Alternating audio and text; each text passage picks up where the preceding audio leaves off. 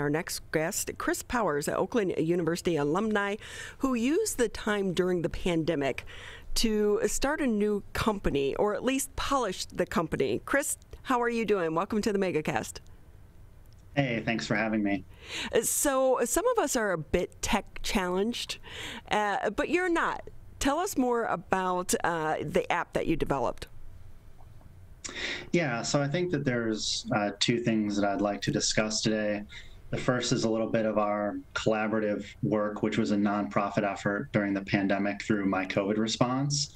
That was sort of the grassroots disaster response project that spurred everything.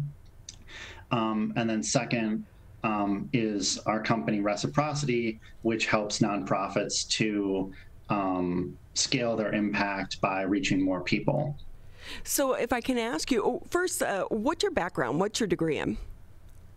I studied chemical engineering at Oakland University. Yep. So I've taken a few twists and turns along the way. Well, we all do that in life. It tends to work out that way for us. So then how did you get involved with the My COVID program then?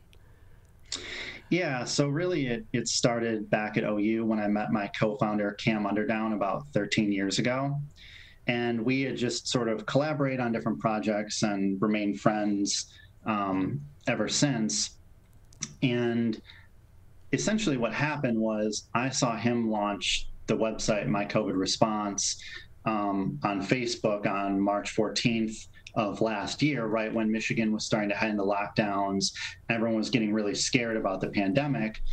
And what I thought at the time was the only way that we had to respond to an exponential problem, which was the virus, was to use another exponential we had, which was technology. So what we did was we just collected people who wanted to be volunteers, people wanted to help in some form or fashion, and people who were in need of assistance all into one place so that we could quickly mobilize resources, leverage partner organizations, and get help to people who needed it. That really was genius, but to pull it off so quickly. Do you guys just jump in? What's it like behind the scenes there? Yeah, get a six-pack of beer and 20 pizzas and let's go? Yeah, I mean, there were many nights where I slept right over here on my office couch and, just kind of literally worked around the clock. At least, I deserve, and the founding team deserves, a little bit of credit. The major credit goes to the thousands of volunteers that signed up, the 120 plus partner organizations who stepped in to connect critical services to people in need, and to the sort of dozens of hardworking people, core volunteers from different parts of the university or the community who really stepped up to help people. So with that, can I ask, you said it was Cam, right, who started this project. Did he have funding from the state of Michigan, or how did this work? Well, it was really, in the beginning, it was really just bootstrapped.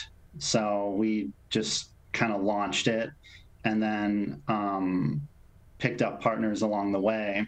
We did, throughout the process, partner with Oakland University through kind of Jen Lucarelli and Pontiac Community Foundation through Dustin McClellan to secure some grants. But that was more for sort of the organizing side, like the community outreach side of things. And then we partnered with Lighthouse of Michigan through Jen Lucarelli to do an emergency food program. So that program started on the floor of Oakland University. Within 2 weeks, we were shipping out around 30,000 meals per week. And then 2 weeks after that, it was closer to 70,000. And that program is still in place. It served over 11,000 people, connecting sort of more than 50,000 food deliveries. And to be clear, Lighthouse is the one who was sort of the principal funding and operational partner. So that project is currently still alive and well and functioning out of a warehouse in Waterford, Michigan. Wow, talk about just jumping in and make it's like you make things happen. Sometimes you can't think about it. You just jump in and do, and you're doing this in the middle of a pandemic. Yeah, and that's, when I called one of my friends who is experienced in disaster response, I asked her what kind of advice she had, and she said that in a disaster, the willing are the qualified. And so I kind of took that to heart and ran with it. And I think that we were able to do a lot of good for the people throughout Oakland County. And tell us more about the app then. How does that work?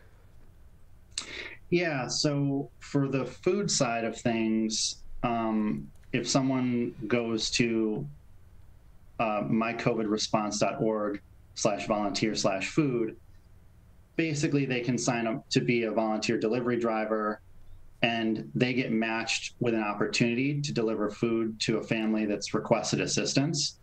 So basically through Lighthouse, we connect people who are in need with people who can deliver food, and then Lighthouse is sort of the key infrastructure partner there. So really what we do is just create linkages between people in need, community leaders, funders, and volunteers. And so with that, what did you three learn from doing this project? A whole lot. It's this was not. Came from an engineering and a business background. My co-founder Cam has launched multiple faith organizations and nonprofits. And then our third co-founder Josh is a developer, and I learned so much about public health, about community organizing, about nonprofits, about food programs. I think the biggest thing that I learned was that the pandemic really exposed a lot of the cracks in our critical infrastructure and showed how our systems might be failing people. I think on the positive side, though, what I saw was just a tremendous rallying of the human spirit. And I saw so many people rise to the occasion. And for every story that gets written about the pandemic, there are millions of others that I think will remain untold, of people sort of bravely going above and beyond or doing things that were not convenient, but that were the right thing to do. And in rising to the occasion, helping their neighbor and making the community stronger. So do you think you would have been so successful without technology? Think about doing this back in the day, or even if it was 10 years ago, 20 years ago when we had AOL dial-up. Yeah, I remember AOL. I used it for a while.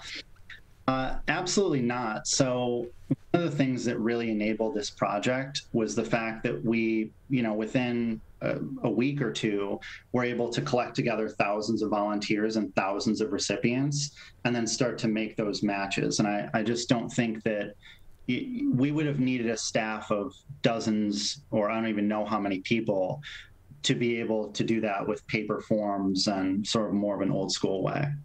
So where do you take this from here as we start to hopefully emerge from the pandemic? Yeah, I hope so too. I think where we go from here is that we want to take what we learned doing this kind of massive mobilization effort, and we want to use technology to empower organizations that are on the front lines helping people. So one of the things that we saw a lot of was that the executive directors of nonprofits are sometimes they're kind of overworked, or data management and marketing are two really key challenges for them. And all the time that they have to spend on those administrative tasks are time that they can't spend in the community doing what they sort of set out to do. So what we're trying to do is to give nonprofits and give service organizations the tools and the expertise to be able to dramatically scale their outreach and make their programs easier to do. So one of the things, again, we're talking with Chris Powers. He's graduated at Oakland University and has been vital to the organizations in Pontiac and trying to bring people together throughout the pandemic to help one another. But I also wonder about those, especially more so our senior community, people that are a bit tech challenged. And are we leaving out a class of people that could really benefit from this, but they don't embrace technology, or maybe they don't know how to embrace technology? Yeah, that's a great question. I think I'm often surprised at how tech savvy older folks end up being. I've seen, kind of many of them end up using Zoom and whatnot. But one of the reasons that we focus on empowering organizations is because many nonprofit leaders understand the challenges and the limitations of the communities they serve better than anyone else, because they talk to people day to day. And so that's why we choose to partner with these nonprofits and service organizations, so that they can tell us what the challenges or the barriers might be, and then we can work within the best of our ability to work around those things. So are you developing any other programs or apps that could work in other arenas? What's in the pipeline? Yeah, we have probably a few things that we're not ready to announce just yet. But right now we're working on building what we call the Community Resource Exchange. So what we're doing is helping nonprofit organizations and local organizers to put their programs online. So basically each program will become an application. And then we hope that once enough programs become applications, then we can hook them together and network them into the community. But for right now, what we're doing is focusing program by program. So if I can ask you, Chris, because when I think applications, I'm also thinking apps on our cell phones and our smartphones. Or is this an application on your computer? You go to the website and you bring everyone together? Yeah, so right now, in the first phase, we're focusing on web applications, because they can also work on any smartphone, but then they're backwards compatible to a computer, like if someone doesn't have a smartphone or is sort of less tech savvy. And because I've been to some of these disaster areas following hurricanes and flooding disasters in communities, and I think this is such a great way to bring people together. And also, one of the things some people don't understand, a lot of things get donated, and those hasty moments following a disaster, things that aren't needed, and it takes up valuable resources from the volunteers that you do have, and trying to separate and re-navigate where that stuff can go. And so is this something too where people can say this is what we need to streamline that process? Absolutely. So when you have a more seamless transfer or flow of information, what you can do, or what we've been able to do, is we're able to take requests of the community and then find resources. Let me give you maybe an example. So I heard a story from a woman whose daughter was going to do a park cleanup project for community service hours to graduate. And she went to the park was totally clean, and she just ended up staring at her phone for like 10 hours, right? And then not maybe more than a few streets over, we knew of service organizations that are helping people every day. They're in desperate need of volunteers. So what we hope to accomplish is to capture the demand for volunteers, and then if there's a pool of willing and able volunteers who want to do stuff for the community, to just make those connections easier. So that way, like you say, things don't get over donated, things don't get misallocated, and helpful energy doesn't get lost. So I'm thinking about this too. How important was collaboration and connections to you and the other two co-founders to actually get this off the ground and make it successful? Absolutely vital. So, we were solving a lot of kind of IT information and communication problems, but a lot of the organizations we partnered with were solving sort of more boots on the ground types of problems, like how do you, pack enough food to feed all these people, things like that. How do you coordinate a virtual tutoring program? How do you give bikes to people in need? How do you coordinate vaccines to people who don't have transportation?